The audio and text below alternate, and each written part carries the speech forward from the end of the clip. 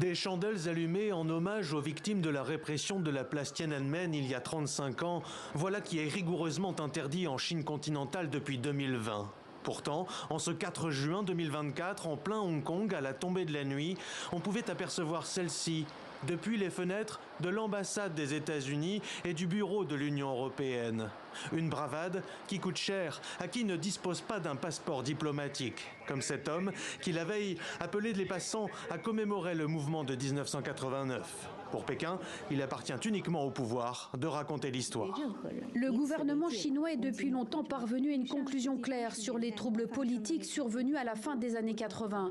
Nous nous sommes toujours opposés à quiconque utilise cela pour attaquer ou diffamer la Chine et s'immiscer dans ses affaires intérieures.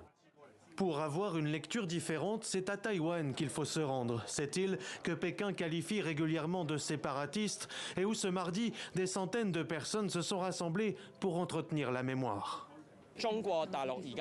Il est clair que la Chine souhaite éradiquer tout souvenir de l'incident de la place Tiananmen. Ça a toujours été le cas. Non seulement ils veulent faire taire les gens, interdire toute forme de commémoration, mais ils veulent aussi que vous ayez peur de vous souvenir de cet événement. Le 5 juin 1989, au lendemain de la répression sanglante sur la place Tiananmen à Pékin, qui a fait selon les sources entre plusieurs centaines et des milliers de morts, un homme se dressait face au char du pouvoir chinois. De par le monde, c'est toute une diaspora qui reste marquée par cette période pas si lointaine. Mon père m'a fait venir au Canada en 1989 en raison de la répression de la place Tiananmen. Nous pensions être en sécurité, mais ce n'est pas le cas. Même si nous sommes au Canada, nous subissons toujours l'influence ou les interférences du gouvernement chinois.